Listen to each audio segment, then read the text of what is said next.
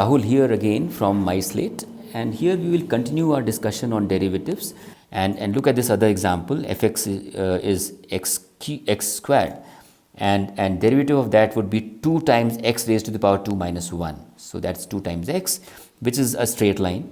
So you have this orange curve of the function f, and you have this gray curve, which is straight line, which is the curve of the derivative of that function. And you can see here intuitively that in the orange curve on the negative x side, you see that the slope of the tangent is always 0, and as you move closer to x, the slope becomes the slope is always negative, right? And the slope becomes less negative as you move closer to 0, and that's what happens here.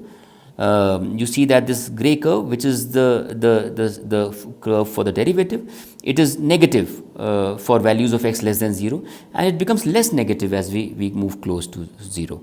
What happens at x equal to 0? Well, this orange curve flattens out, right? So you get a slope of the tangent that is 0, and that's what you see here. This gray line, it crosses the origin, which means at x equal to 0, the derivative is 0. And for positive values of x, you see that the slope of the orange, the tangent to the orange curve, it is positive everywhere. And as x becomes more positive, the slope becomes even more positive, it becomes sharper. And that's what we see in this gray line. It's positive. That's the line for the slope.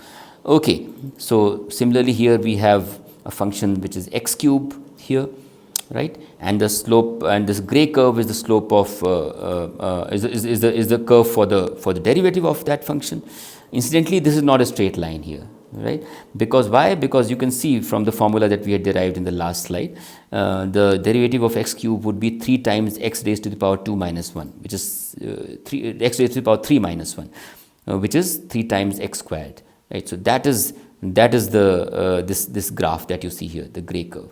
And you can again see intuitively that for negative values of x, the slope of tangent to this orange curve is positive, and it becomes less positive as you move closer to 0. And that's what is happening here on the gray curve, right? Its value is positive, but it becomes less positive. And at x equal to 0, this orange curve flattens out. The slope becomes 0. And on the positive side of the x, again the slope becomes positive, and as x increases, the slope becomes even more positive. Okay. And now let us see this interesting function.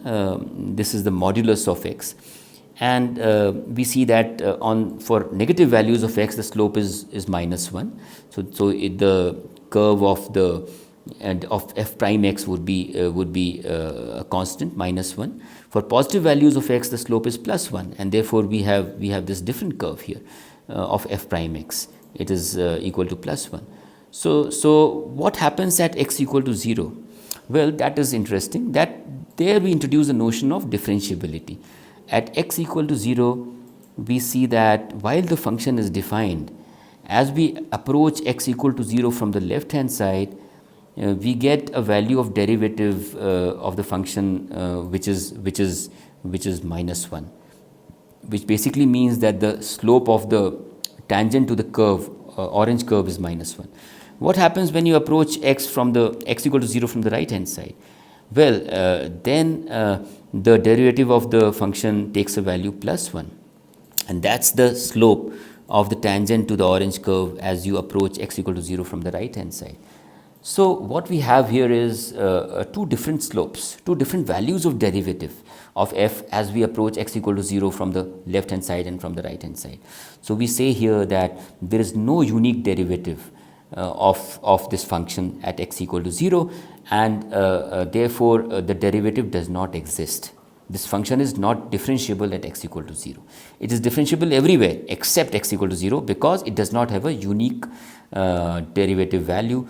Its derivative does not exist, which means the same thing as it does not have a unique slope of the tangent to its curve as we approach x equal to 0 from the left hand side and from the right hand side.